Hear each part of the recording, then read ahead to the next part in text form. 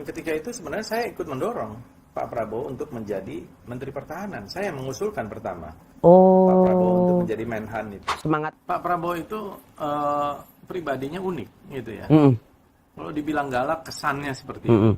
Tapi kalau dibilang lucu, kadang-kadang beliau tuh lebih lucu dari Anda atau dari Iya. Betul. Jadi kalau soal itu saya kira udah terang dan jelas ya, bahwa Pak Prabowo jelas tidak terlibat dalam apa yang pernah dituduhkan oleh sejumlah yang mungkin oknum dan lain-lain gitu ya, terkait dengan Mei 98.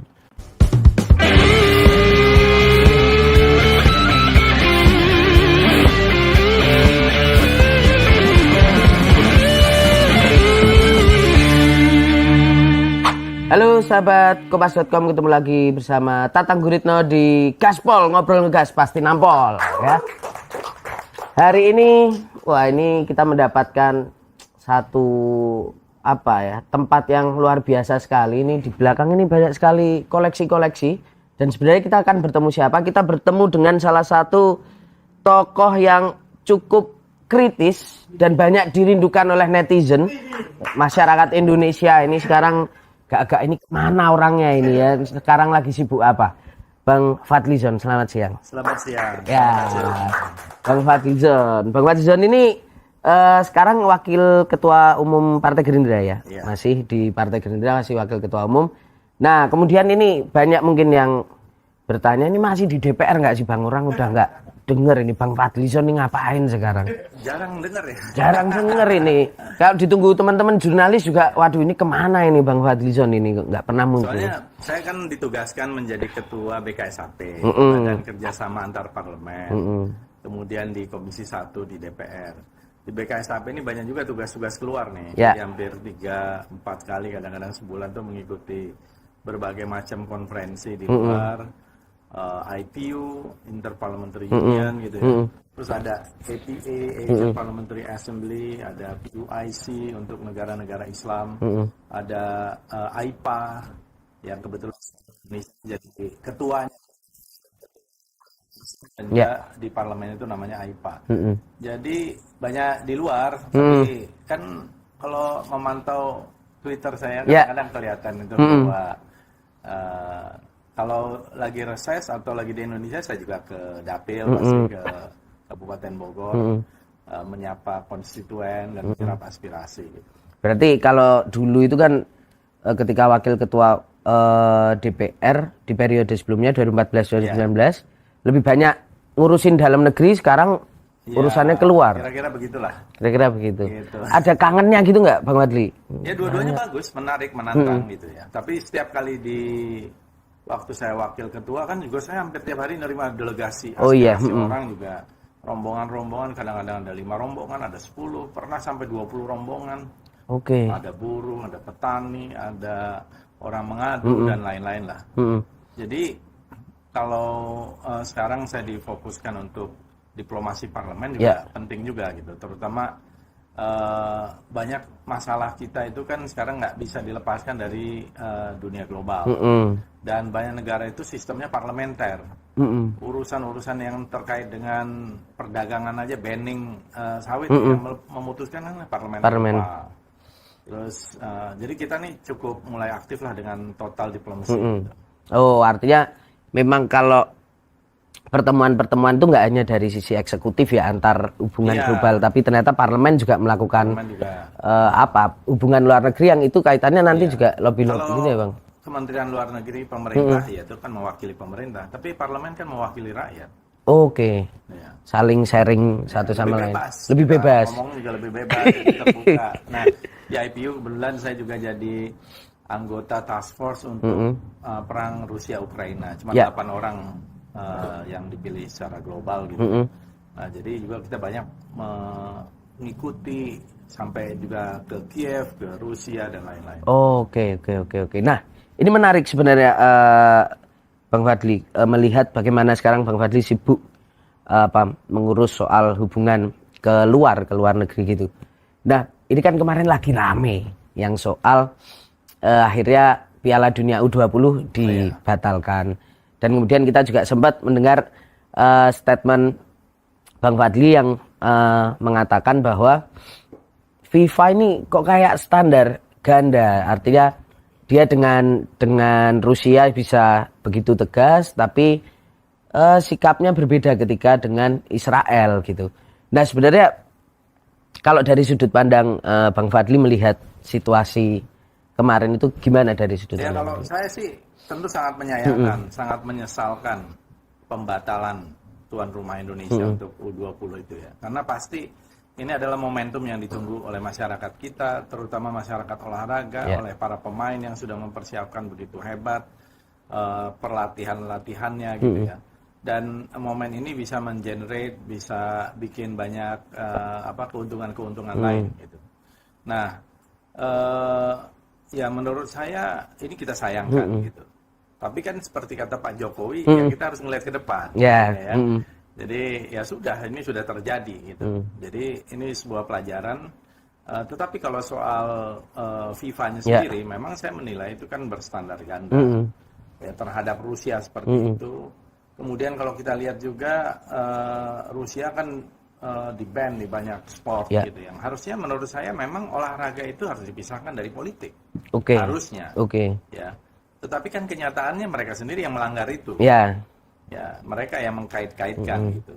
Jadi saya setuju dengan sinyalemen itu kalau kita konsisten melaksanakan, bukan hanya di mulut aja gitu. Jadi olahraga itu harus pisah dari politik, seni harusnya dipisahkan. Tetapi dalam realitas, dalam dunia nyatanya ternyata nggak bisa dipisahkan. Itu pun terjadi di FIFA juga, di dunia di FIFA, gitu. Persis. Termasuk ketika Palestina juga pernah di dalam UEFA tidak bisa main gitu ya. Atau bukan di UEFA, di salah satu liga itu yang waktu itu mau melawan Singapura ya. Kalau UEFA kan ini. Ya.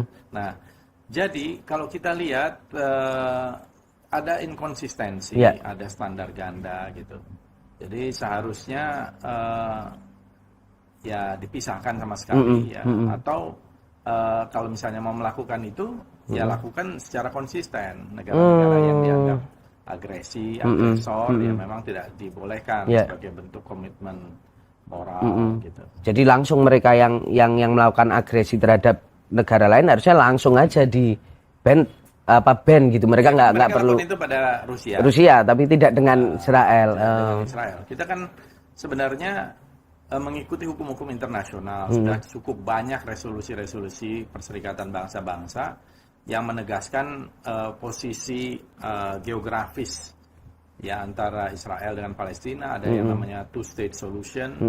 Ya, artinya ada negara Israel tapi ada negara Palestina. Nah, East Jerusalem itu bagian dari Palestina, tapi kan ini dijarah terus dan seolah-olah kita mendiamkan gitu. Jadi itu saya kira protes bukan hanya dari negara-negara Muslim ya, banyak negara-negara Eropa, Amerika, beberapa senator, anggota parlemen Inggris juga demikian cukup keras. Tapi artinya dengan kemarin adanya muncul gelombang protes di dalam negeri Bang Fadli, beberapa katakanlah yang paling nampak kan kemarin PDIP, kemudian ada beberapa pihak yang lain memprotes atas keikutsertaan Israel dengan itu. Bang Fadli sendiri menyatakan bahwa Indonesia itu sebenarnya sangat konsisten dari dulu sebenarnya untuk menolak itu. Nah, sebenarnya kalau melihat berbagai penolakan dari dalam negeri soal Israel ini, adakah dorongan yang sebenarnya bisa kita berikan secara real ya kepada FIFA? Artinya tadi soal masukan Bang Fadli tadi bahwa ya sebenarnya FIFA bisa aja kok langsung memban gitu. Ada jalan lain juga kan. Kalau tidak salah sebenarnya diusahakan. Tetapi belum selesai tuntas pembicaraan itu tiba-tiba sudah dibatalkan. Misalnya ada upaya yang saya dengar gitu, termasuk dari pihak pemerintah sendiri, bagaimana supaya ketika pertandingan itu tidak ada penonton. Mungkin tidak ada lagu kebangsaan dan lain-lain ya. Kemudian atau tempatnya dipindah ke Singapura. Jadi ada upaya itu. Ini belum tuntas tiba-tiba langsung dibatalkan gitu. Tapi melihat ada Bang Fadli? Situasi-situasi yang lain yang mungkin tidak nampak di media, yang mungkin sebenarnya kayaknya FIFA tuh merasa ini membatalkannya. Ya, ini yang menurut saya harus menjadi pelajaran bagi kita. Apakah ada hal-hal lain di luar itu, ya, atau kita kurang lobby, kurang komunikasi? Ya. Karena kalau kita lihat ketika penetapan Qatar saja sebagai host Piala Dunia kan luar biasa, kerja kerasnya, lobbynya tuh 100% inilah total gitu ya, dengan segala macam cara gitu, sehingga dia menjadi tuan rumah. Dan itu pun juga kritik kan banyak juga ke ini soal macam-macam, soal minuman keras, kadang-kadang soal soal-soal yang di luar olahraga lah gitu. Tapi berarti artinya kayaknya kita nih harus mengevaluasi juga. Menurut saya ya kita juga perlu introspeksi gitu ya, bahwa kita udah berusaha keras tapi kok FIFA seperti itu, ada apa gitu, dan kita menyayangkan itu, dan mudah-mudahan lah lain kesempatan mungkin kita bisa menjadi tuan rumah. Yang menurut saya sih tetap bagus untuk boost olahraga kita, apalagi sepak bola ini kan olahraga rakyat. Ya. Nah, kemarin Bang Fadli, dari beberapa partai politik kan sebenarnya juga melakukan penolakan kayak PDI, kemudian ada PKS juga dan lain sebagainya. Tapi ini Gerindra ini kemarin kayaknya nggak ada ini Bang, nggak ada sikap ini. Apakah mungkin di Gerindra ini ahli sepak bola ini jarang gitu, pengamat dan penikmat sepak bola gitu? Ada pernyataan-pernyataan. Ada beberapa ya. Ada. Tapi kan persoalannya ini kan berjalannya dengan cepat gitu ya. Oke. Gitu, berjalan artinya kita tidak menduga bahwa bisa ada pembatalan itu. Karena kan harusnya ada proses dialog, komunikasi gitu. Ada forumnya lah, ada apa gitu. Karena suratnya FIFA yang resmi itu kan juga kita lihat tuh sumir bahasanya. Iya. Itu yang banyak menimbulkan pertanyaan publik, sebenarnya apa gitu. Kan harus disebut, kan nggak disebut. Urusan current situation itu apa, situasi terkini itu apa, ya kan? Nah, kemudian muncul ini Bang, ada beberapa yang menyatakan bahwa wah ini ada potensi soal keamanan. Jadi katakanlah FIFA takut mungkin karena ada potensi keamanan terganggu. Yang kedua adalah muncul juga nih di kalangan netizen nih, diskusi-diskusi di publik ini adalah soal jangan-jangan infrastruktur yang disiapkan itu belum memenuhi standar Piala Dunia. Kalau sepengetahuan Bang Fahri menangkap informasi itu juga nggak Bang? Kalau saya sih melihatnya ini ya ketidaktransparan tadi ya. Harusnya tuh ada semacam forum di mana lebih terbuka, FIFA menyampaikan concern-nya itu apa. Persoalan keamanan kah, atau persoalan penolakan tadi soal Israel, atau persoalan residu dari peristiwa Kanjuruhan atau apa gitu. Nah, ini yang tidak terungkap, atau masalah infrastruktur. Nah, ini yang menurut saya harusnya transparan ya. Dunia olahraga kita ini kan harus transparan. Karena kalau kita lihat saya kan di organisasi parlemen nanti korupsi dunia namanya GOPEC ya. Salah satu concern sekarang juga adalah korupsi juga di bidang olahraga banyak gitu. Itu juga ya bribery dan lain-lain gitu ya. Dan juga beberapa kali kan melibatkan FIFA juga. Gitu kan. Jadi pernah banyak tuduhan juga pada FIFA soal itu. Jadi kita inginnya sebenarnya transparan dan mereka menghargai juga posisi Indonesia. Ya, yang sudah berupaya itu gitu. Siap. Dah, Bang Fahri, ini tadi kita sudah membahas soal isu sepak bola nih yang banyak dibahas. Nah, kita berikutnya di Gaspol ini Bang Fahri.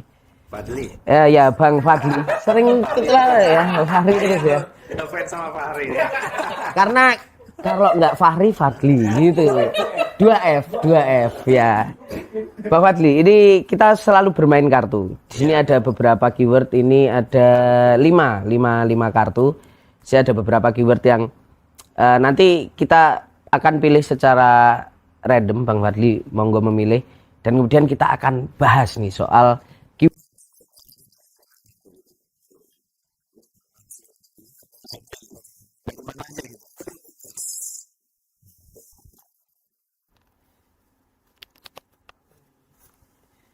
Waduh. Apa ini? Soal media sosial, medsos ya. Medsos nih teman-teman ya. Jadi Bang Fadli, ini kan medsosnya Bang Fadli ini kan kayaknya kalau dari analisa netizen ini dulu itu kan sangat ini kritiknya waduh naik sekali. Sekarang kayaknya agak ya kalau dulu panas sekarang tuh kayak adem. Kemana ya gitu. Sekarang masih sering mainan medsos juga Bang Fadli? Iya, masih terutama di Twitter, Ya. di Instagram, ya, walaupun kalau saya lihat media sosial ini satu yang sangat penting lah, sangat tidak bisa dipisahkan lagi dari kehidupan kita sehari-hari, karena ini adalah produk dari sebuah kemajuan teknologi informasi komunikasi dan pasti mengubah lifestyle, termasuk di bidang politik. Gitu. Kalau kita lihat di Amerika, di Eropa, dan di seluruh dunia juga semuanya sudah menggunakan platform ini. Karena ini juga menjadi satu instrumen untuk berhubungan dengan konstituen, untuk menyampaikan pikiran, gagasan, ide, kritik, gitu ya, masukan. Kadang-kadang kalau kita lihat melalui sosial media, media sosial ini, itu lebih bisa didengarkan. Kita lihat setengah jadi atau sudah karena ada trending, ya, atau ada desakan viral, publiknya dilihatnya di situ, gitu ya. Menjadi satu instrumen yang tepat. Nah dulu kan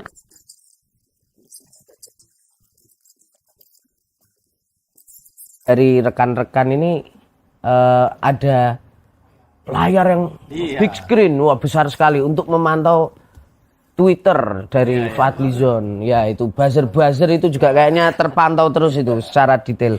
Itu sekarang apakah masih ada di mainan dengan sebenarnya big screen waktu itu pun kita nggak pernah minta, tahu-tahu sudah ada di ruangan kita aja itu.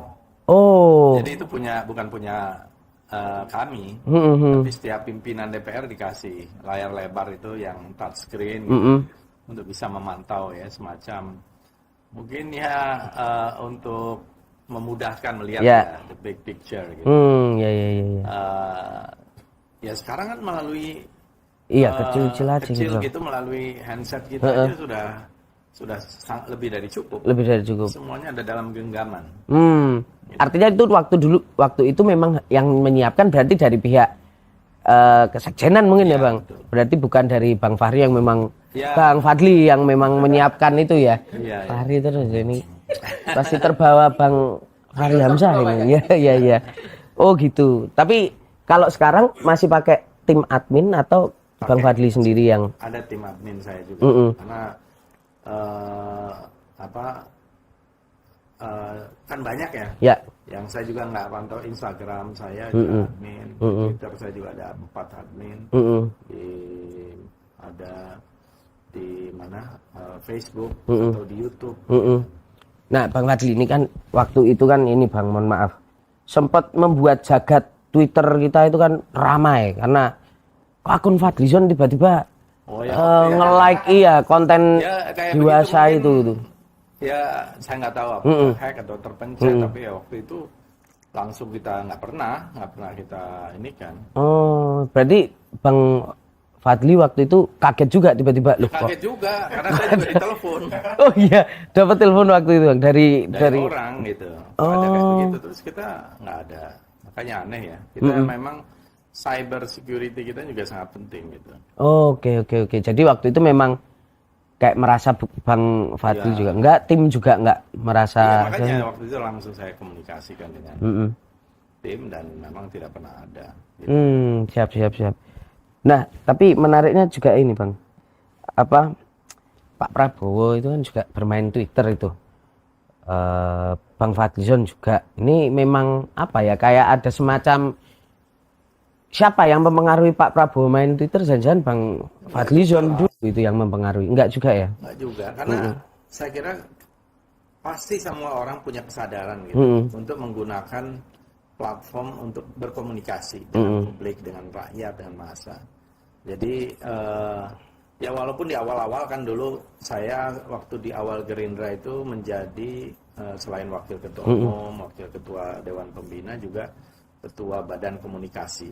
Oke. Jadi semua platform kita upayakan, baik itu yang media konvensional termasuk media sosial gitu. Jadi waktu itu kan kalau kita lihat masih ada iklan-iklan di televisi, ada iklan di koran, di print media gitu. Nah, sebagaimana juga kayak di Amerika itu kan porsi buat media buying waktu itu lumayan besar itu di dalam sebuah kampanye, apalagi waktu di awal-awal Gerindra gitu. Kita ada iklan-iklan. Tapi kemudian kan sekarang dengan masyarakat kita nih pegang punya akses pada internet, pegang smart handphone dan lain-lain itu langsung ini penyampaian pesan, penyampaian misalnya pernyataan itu bisa langsung melalui sosial media, media sosial. Sikap ini ya, sikap langsung bisa ditunjukkan lebih real time, ya lebih personal jadinya juga lebih dibanding dengan yang media konvensional dan akhirnya kan juga semakin ke belakang kesini kan semakin sedikit orang yang berkampanye melalui misalnya media-media konvensional. Menggunakannya medsosnya masing-masing online. Medsos gitu. Bang Fadli, kemarin juga soal ini tweet Bang Fadli ketika Mandalika kemarin. Itu kan sempat meretweet gitu kan, meretweet dan memberikan kritik soal apa itu banjir di mana tuh? Mandalika ya. Jadi selain karena gelaran yang disorot Bang Fadli juga mengingatkan nih banjir nih jangan lupa nih gitu. Tapi tiba-tiba kayaknya itu tweetnya hilang atau gimana itu enggak ya? Masih ada itu Bang. Tuh kayaknya itu. Banyak itu beritanya itu yang padahal tweet saya kan biasa saja kan. Ya, kan mengingatkan aja itu. Ya, waktu itu bukan hanya mengingatkan, bahkan mengapresiasi. Ya. Nah, cuman kan biasa kan teman-teman media nyomotnya itu langsung kritik dan menurut saya sah-sah dalam negara demokrasi gitu ya. Dan kan akhirnya juga ke sana juga kan Pak Jokowi gitu. Dan memang waktu itu saya juga dapat selain membaca juga ada teman-teman yang mengatakan banjir di sana memang luar biasa waktu itu di Sintang. Gitu. Jadi waktu itu sudah berapa minggu. Gitu. Jadi memang perlu perhatian. Dan kita kan punya tugas sebagai anggota DPR untuk mengingatkan pemerintah dalam hal ini. Tapi saya ingat itu waktu itu salah satu rekan Bang Fadli ini anggota DPR ganteng ini Pak Habibur Rahman itu kan selalu pakai kata-kata anggota Dewan ganteng gitu kan. Itu kan menyatakan Bang Fadlizon katanya mendapatkan teguran dari Pak Prabowo lewat Pak Muzani sebagai sekjen. Itu kenapa itu Bang? Sebenarnya itu bukan teguran ya. Saya nggak pernah dapat telepon dari Pak Prabowo untuk mengingatkan ini, nggak pernah. Itu santai-santai aja. Saya kira Pak Prabowo orang yang demokratis gitu ya. Kecuali kalau misalnya ada hal yang luar biasa gitu ya. Tetapi memang saya sendiri kan melihat kalau ada kebijakan-kebijakan yang bagus dari pemerintah pasti kita dukung kan, harus kita dukung. Tapi kalau yang keliru tentu perlu kita koreksi. Apalagi kalau sekarang Gerindra, Pak Prabowo sendiri sudah masuk menjadi bagian dari pemerintah. Dan ketika itu sebenarnya saya ikut mendorong Pak Prabowo untuk menjadi Menteri Pertahanan. Saya yang mengusulkan pertama. Pak Prabowo untuk menjadi Menhan itu. Semangat untuk rekonsiliasi itu. Semangat untuk rekonsiliasi. Karena keterbelahan masyarakat ketika itu kita juga tahu daripada membawa kerugian yang besar dan kadang-kadang politik itu kan ada kalanya kita harus mundur, ada kompromi pada hal-hal tertentu karena ada situasi-situasi tertentu, sudah banyak korban korban ketika protes saja saya kira lebih dari 10 mungkin ya. Dan ini yang waktu itu juga membuat Pak Prabowo merasa harus mempertimbangkan kalau enggak ini akan menjadi satu kelas yang lebih besar. Yang menjadi korban nanti rakyat juga gitu. Nah, saya waktu itu datang ke Pak Prabowo ya pilihan kita kan cuma dua, Ya. oposisi atau koalisi. Koalisi. Ya, dua-duanya satu jalan yang saya kira bagus dalam demokrasi gitu. Tapi mengingat situasi dan kondisi ketika itu dengan berbagai macam tekanan juga kepada kami juga waktu Pilpres itu kan luar biasa. Uang kita untuk transportasi dan konsumsi saksi aja tidak bisa di-deliver. Oh, sampai ada ya penyekatan sedemikian rupa lah. Jadi kita ada kalanya kita memang harus melihat situasi dan kondisi itu, dan saya termasuk ya mendorong Pak Prabowo menyampaikan, karena waktu itu kan Pak Prabowo sebenarnya ya orangnya legowo ya. Oke. Termasuk banyak desakan, dan tahu juga dalam sebuah pengambilan keputusan itu selalu ada resiko. Ada risiko, ada yang suka, ada yang nggak suka. Dan kita hidup ini kan begitu, Ya. selalu ada. Ada yang suka, ada yang nggak suka, termasuk di media sosial. Ada yang suka, ada yang nggak suka. Di mana sih ada orang yang suka semua? Nabi-nabi pun selalu begitu. Saya tidak bisa memuaskan semua pihak ya. Iya. Fadli. Itu paket hidup. Ada yang suka dan yang tidak suka, itu paket hidup kita. Siap. Nah, Bang, tadi masih menyambung soal medsos. Gerindra itu juga jadi salah satu partai politik yang dipantau oleh netizen memiliki akun Twitter yang cukup menarik karena komunikasinya dengan netizen itu bagus, artinya memahamilah bahasa komunikasi anak muda sekarang gitu, guyon-guyonan, memberikan gift, coklat dan lain sebagainya, yang juga direspon oleh Blackpink. Terus Pak Prabowo kemarin juga merespon tuh sering beberapa ini. Sebenarnya akun Twitter Gerindra ini siapa ini Bang yang megang? Ada teman-teman muda yang memang sudah lama menangani itulah ya, karena pasti yang lebih muda, lebih milenial, apalagi kalau Gen Z itu lebih komunikatif dan lebih digital native kan. Lebih ya udah terbiasa, itu merupakan bagian dari ini. Jadi memang kita berusaha dan kita juga didorong oleh Pak Prabowo juga untuk bagaimana menggunakan sosial media ini semaksimal mungkin sebagai alat komunikasi, alat berinteraksi, alat untuk juga menyampaikan tadi message kita supaya tidak salah paham orang itu.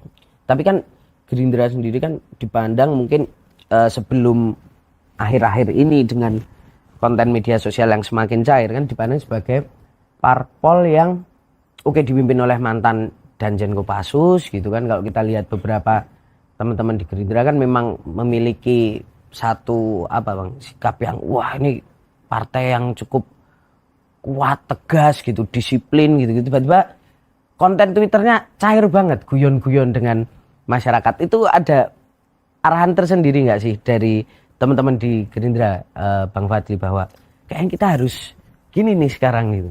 Kayaknya enggak ya. Mungkin itu lebih banyak kreativitas lah dari adminnya. Dan saya kira sah-sah aja, bagus-bagus aja. Karena segmen masyarakat kita kan ada yang serius, ada yang setengah serius, ada yang kurang serius. Nah, ada yang maunya relax, santai gitu, sebagai bagian dari hiburan. Ya, menurut saya ada segmennya gitu. Ada segmennya dan ya it's okay gitu. Itu tidak menjadi satu perdebatan di dalam ya. Siap-siap. Nah, mari Bang Fadli kita beralih ke kartu selanjutnya. Waduh, ini kartu apa lagi? Kartu jawab. Banyak banget satu kartu, saya pikir satu pertanyaan. Waduh, ini keren langsung nih. Ini. Kak, gimana ini kita megangnya Pak Prabowo gitu. Nah, menarik melihat sebenarnya Bang Fadli, hubungan antara Bang Fadli dengan Pak Prabowo. Kalau kita melihat ke belakang ini kan Bang Fadli sebagai orang yang memiliki background aktivis, dan Pak Prabowo dulu kan adalah Danjen Kopassus, mantan ini juga menantu dari Presiden Soeharto. Artinya dia bagian dari Orde Baru waktu itu. Iya. Dan Bang Fadli adalah orang yang aktif untuk memprotes atau melawan Orde Baru. Tapi ketika di masa berdirinya Gerindra, Bang Fadlizon adalah salah satu orang yang juga menjadi pionir untuk membantu Pak Prabowo mendirikan partai ini. Kenapa mendukung Pak Prabowo? Begini, saya kenal Pak Prabowo itu 30-an tahun lalu. Saya aktivis mahasiswa, saya beberapa kali memimpin demonstrasi mahasiswa waktu itu, dan cukup kritis gitu ya. Kemudian saya ketemu di dalam forum dan kemudian sering diskusi dengan Pak Prabowo. Saya melihat langsung Pak Prabowo ketika itu sebagai seorang tentara yang berpikiran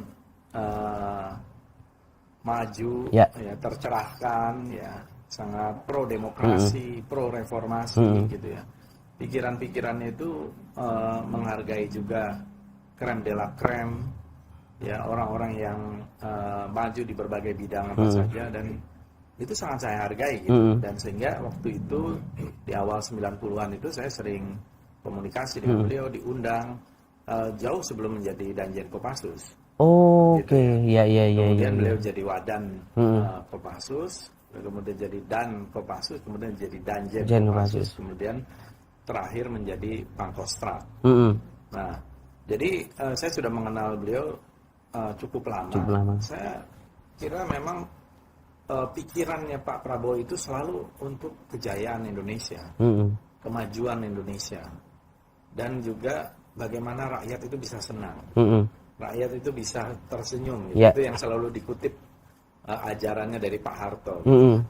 Jadi memang Pak Prabowo adalah mantunya Pak Harto, tapi beliau juga bisa bersikap memberikan masukan-masukan yang saya kira merupakan aspirasi rakyat juga gitu. Oke, artinya waktu itu sebagai menantu Pak Harto, justru malah dari diskusi tadi Pak Prabowo dalam pandangan Bang Fadli malah menunjukkan bahwa sudah cukup pro demokrasi ya waktu itu. Dengan banyak kalangan yang juga kritis. Ya.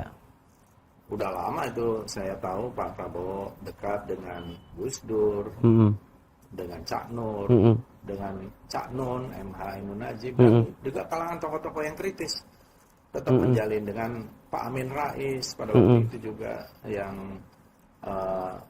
merupakan orang yang juga kritis terhadap pemerintah. Saya kira itu yang kita perlukan gitu, orang yang terbuka untuk menerima berbagai macam kritik dan lain-lain. Nah, dan Pak Prabowo itu orang yang mau melakukan engagement itu, ya, mau berdialog, membuka diri. Nah, saya kira itu penting. Dan dari situ saya melihat bahwa beliau itu ya seorang yang bisa menjadi pemimpin, dan kalau memimpin Indonesia menurut saya akan terbuka, akan lebih baik gitu ya. Karena memang Pak Prabowo ini boleh dibilang ya, karena suka membaca, pengetahuannya luas, bacaannya luas, diagnosanya terhadap berbagai keadaan juga luas, bisa komprehensif, sangat komprehensif kadang-kadang, gitu, dan detail. Ya, ini saya kira kita membutuhkan orang seperti itu, karena itu saya mendukung. Saya waktu itu yang menganjurkan pertama untuk membuat partai politik. Jadi, jadi setelah yang ada kisruh di Golkar itu waktu Pak Yusuf Kala itu. Sebenarnya setelah Munas ya, Pak Prabowo juga waktu itu hadir di Munas Golkar. Saya tahun itu menghadiri juga ya, dan Pak Prabowo kemudian sempat menjadi penasehat ya. Lalu saya menyarankan agar kita membuat satu kendaraan politik sendiri, yaitu partai politik. Saya waktu itu menyampaikan kepada Pak Hashim, lalu Pak Prabowo. Ada sedikit debat lah. Apa perlu kita menambah lagi partai politik kira-kira gitu. Itu pertanyaan kritis dari Pak Prabowo. Iya. Jangan sampai ya kita hanya menambah masalah. Tapi waktu itu saya, Pak Hashim, dan kawan-kawan itu menyampaikan ya kita perlu. Dan ini bagian dari wadah perjuangan kita untuk memperbaiki bangsa, memperbaiki negara, memperbaiki kebijakan-kebijakan. Jadi policy intervention kita akan jauh lebih efektif melalui partai politik.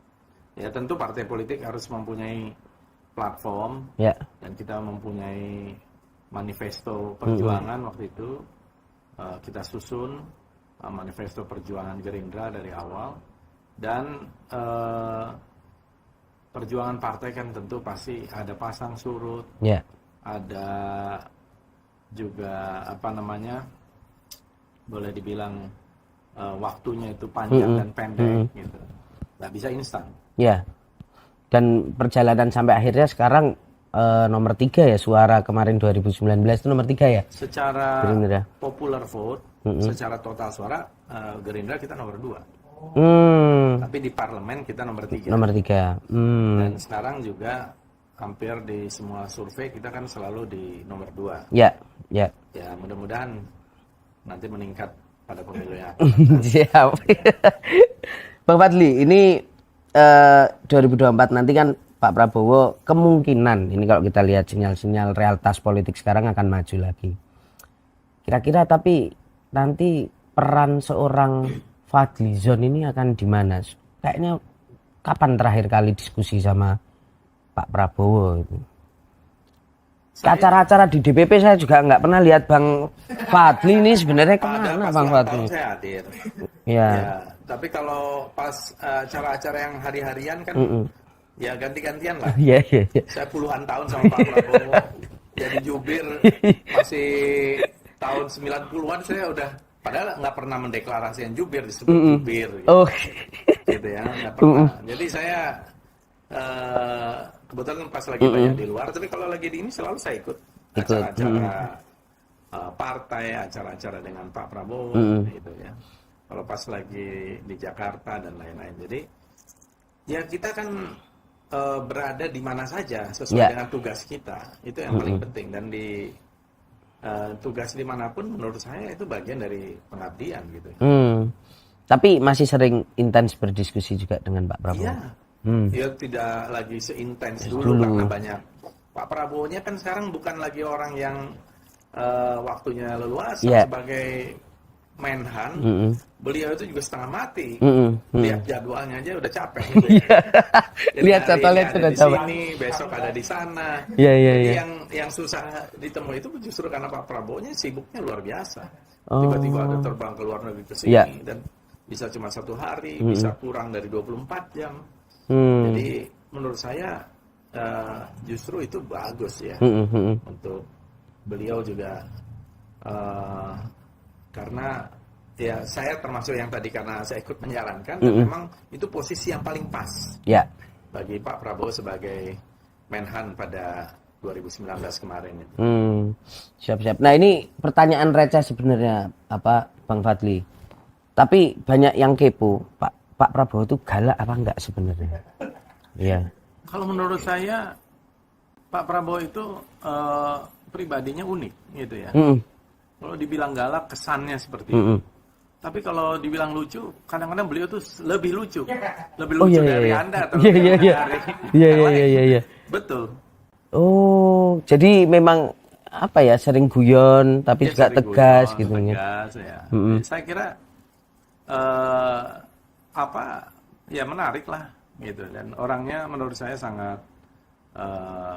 fair gitu ya. Kadang-kadang apa yang ada di pikirannya dinyatakan gitu. Dan menurut saya lebih bagus begitu. Jadi kalau misalnya ada tidak suka ya disampaikan tidak suka daripada ngomong suka padahal belakangnya tidak suka. Oh, modelannya terbuka gitu dengan kader-kadernya. Lebih bagus begitu. Gitu. Tapi memang kadernya ada yang pernah gini Bang Fadli, misalnya Pak Prabowo kayaknya kurang gini Pak, saya agak kurang setuju dengan itu, ada dinamika di dalam itu tuh sering biasa ya. Semua orang saya kira begitu. Bayangkan kalau orang nggak bisa marah gimana, gitu ya. Ini kan juga bagian dari paket kita. Ada kemarahan, ada kesedihan, ada. Iya. Jadi artinya diskusi terus membuka diri dengan para kader-kadernya itu memang karena kan ada yang pemimpin yang modelan mungkin juga tidak menerima kritik, jarang berdiskusi. Nah, kalau Pak Prabowo itu saya kira Pak tipikal Prabowo seperti apa? termasuk orang yang bisa menerima kritik dan terbuka untuk disampaikan gitu, karena beliau sendiri kan pernah hidup di negara yang terbuka gitu ya. Artinya orang bisa mengkritik, menyampaikan, berekspresinya itu apa adanya gitu ya. Apa yang ada di dalam pikirannya. Itu juga saya kira sangat ya penting juga dalam membangun sebuah karakter gitu. Untuk menerima kritik atau untuk menyampaikan apa adanya. Siap. Nah, Bang Fadli, ini kan tidak bisa lepas juga bahwa yang selalu disampaikan, digodok dalam setiap jelang kontestasi Pilpres, yang paling ketara dulu 2014 adalah soal isu keterlibatan Pak Prabowo dalam peristiwa 98. Yang banyak beredar kan adalah pertanyaan terbesarnya adalah apakah Pak Prabowo ini memang memberikan perintah kepada tim Mawar waktu itu. Nah, tapi Bang Fadli sendiri kan sudah pernah menuliskan buku Huru-Hara, Politik Huru-Hara itu. Huru-Hara Mei 98. Nah, di situ walaupun saya mungkin belum membaca, tapi informasi dari teman-teman kan di situ juga ada beberapa fakta-fakta yang dibeberkan oleh Bang Fadli untuk mengcounter yang selama ini isu-isu yang beredar, yang katakanlah dari sudut pandang yang berbeda. Tapi sebenarnya kalau kita mau meluruskan atau dari sudut pandang Bang Fadli sendiri di 98 itu sebenarnya seperti apa? Karena ini isunya nanti mungkin ada keyakinan publik bahwa jangan-jangan di 2024 akan ada juga yang diulang lagi terus. Seperti tape rusak. Jadi kalau soal itu saya kira udah terang dan jelas ya, bahwa Pak Prabowo jelas tidak terlibat dalam apa yang pernah dituduhkan oleh sejumlah ya mungkin oknum dan lain-lain gitu ya, terkait dengan Mei 98. Karena Mei 98 itu apa sih yang terjadi? Itu kan penembakan terhadap mahasiswa Trisakti yang sedang berdemonstrasi secara damai. Kemudian dari penembakan itu 4 orang gugur. Lalu terjadi kemarahan orang-orang yang akhirnya menciptakan sebuah huru-hara, kerusuhan, pembakaran di mana-mana. Sampai tanggal 15 Mei pagi tahun 98. Dan ada satu krisis politik yang ujungnya Pak Harto mengundurkan diri pada Mei 98 itu. Jadi Pak Prabowo jelas tidak terlibat gitu ya. Pak Prabowo justru berusaha untuk membantu meredakan ketika itu. Bahwa ada isu bahwa penculikan aktivis dan lain sebagainya. Itu hal yang lain. Hal yang berbeda lagi. Itu di awal itu sebenarnya juga tidak ada istilah penculikan ketika itu, adalah penangkapan. Ketika ada beberapa orang yang dianggap itu sebagai aktivis, dia membuat bom di tanah tinggi, bomnya meledak, kemudian ada penangkapan, kemudian ada dari informasi yang di rumah susun tanah tinggi itu, kemudian orang-orang itu ditangkap, kira-kira begitu. Dan itu memang saya kira sudah diklarifikasi dan sudah berkali-kali. Jadi tidak ada, semuanya sudah ada proses pengadilan dan sebagainya, itu juga selesai. Dan tidak menunjukkan keterlibatan Pak Prabowo waktu itu. Siap. Nah, ini melihat pertanyaan requestan ini Bang Fadli nih. Ada apa lagi nih? Banyak sekali ini kayaknya nih. Oh, ini. Nah, kemarin ini kan sekarang juga Gerindra ini kan lagi menjajaki koalisi besar, Bang Fadli. Ini tapi Bang Fadli tahu kan Bang, Gerindra lagi menjajaki koalisi besar. Jangan kan ini banyak urusannya di luar negeri belum diupdate ini ya kan. Nah, terus kemudian di pemilu 2000 Pak Prabowo pertama itu berarti 2000, yang sama Bu Mega itu 2009. Sempat ada isu juga lah mungkin ya soal batu tulis itu. Dan kemudian sekarang kayaknya Pak Jokowi kalau kita lihat sering banget menjadikan Pak Prabowo dan Pak Ganjar ini jadi satu frame. Nah, kalau melihat dari situasi di Batu Tulis itu kan, kalau nggak salah ya, Bang Fadli, bahwa nantinya di pemilu berikutnya harusnya di 2014 Bu Mega gantian mendukung Pak Prabowo. Saya menulis itu. Oh, itu memang benar-benar ada berarti ya, memang Batu Tulis itu perjanjian ada. Nah, apakah masih relevan nanti di 2024? Ya, saya kira itu peristiwanya kan sudah berbeda ya.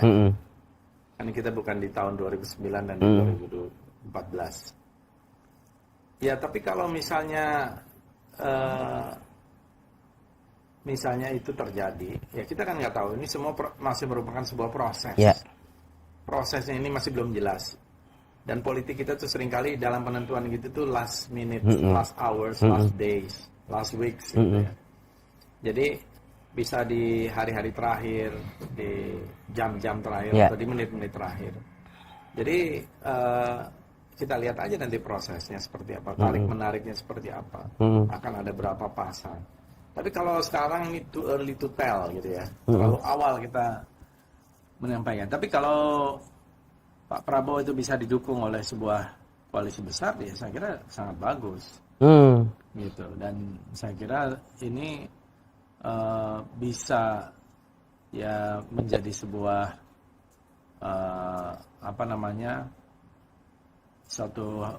sebuah momentum bagi change and continuity, gitu. Perubahan dan juga keberlanjutan.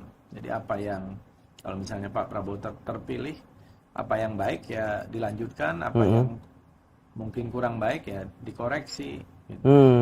Tapi melihat memang ada peluang potensi koalisi besar ini terbentuk, bahkan PDI mungkin bergabung di dalam ya, Bang Fadli. Ya itu semuanya masih cair sih, masih pasti semuanya sedang berhitung. Kan kepentingan itu kepentingan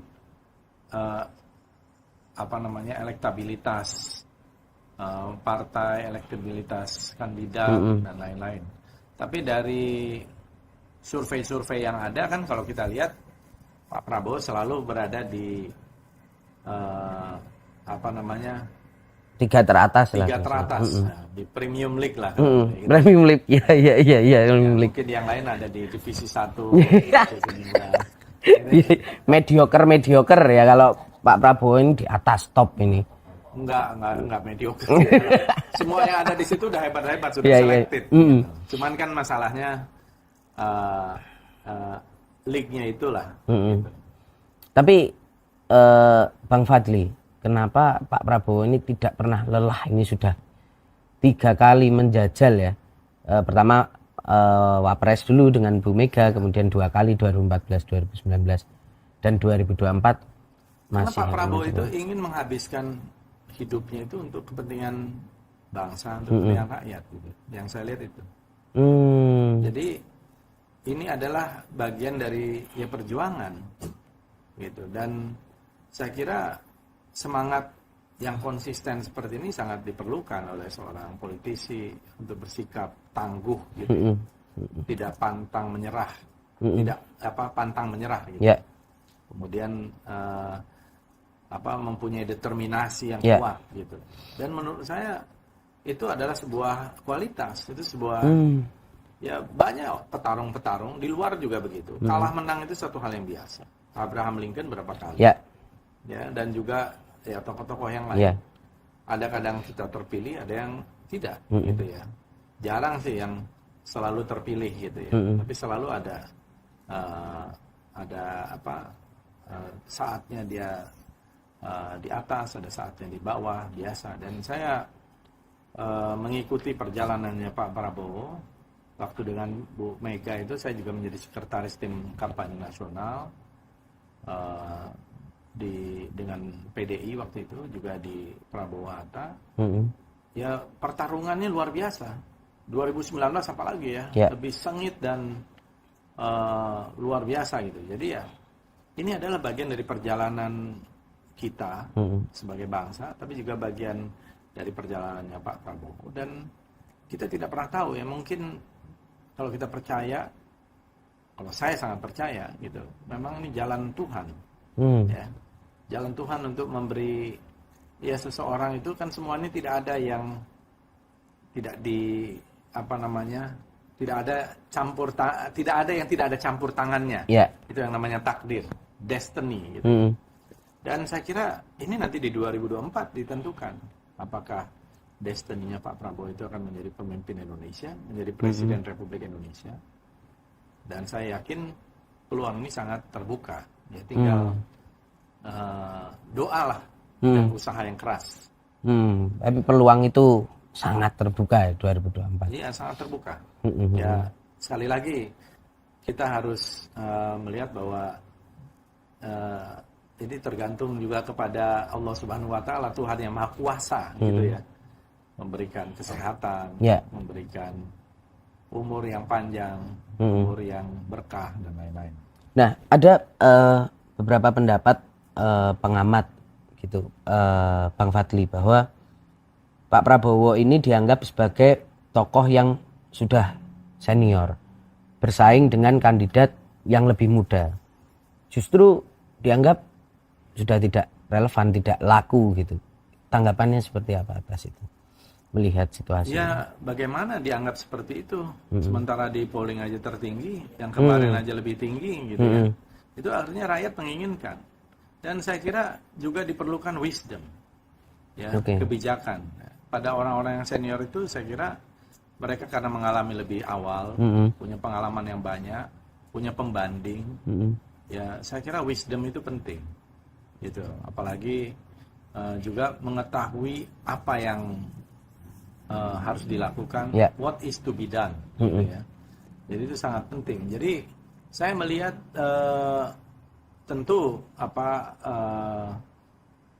yang muda-muda bukan berarti tidak punya wisdom, tetapi mereka kan mungkin dianggap dari sisi pengalaman atau dari sisi yang lain itu relatif lebih kurang. Maksudnya interaksi, ketemu tokoh dan lain-lain, mengalami sebuah zaman, sebuah peristiwa. Nah, Pak Prabowo ini mengalami. Nah, dan itu juga bisa menjadi sebuah nilai tambah. Kalau kita lihat orang seperti, bukan orang ya, kalau kita membandingkanlah dengan Amerika, lihat aja semua kandidatnya juga senior-senior. Biden kemarin lawan Trump, itu umurnya di 70-an akhir. Gitu. Malah Biden kalau naik lagi mungkin 80-an. Begitu juga dengan Trump. Artinya masih diterima dengan bukan ya, berarti. Semua tergantung situasi dan kondisi. Dan setiap orang kan ada zamannya, katanya gitu ya. Dan setiap zaman ada orangnya. Gitu. Siap. Kita beralih ke kartu berikutnya, Bang Fadli. 3 kartu terakhir.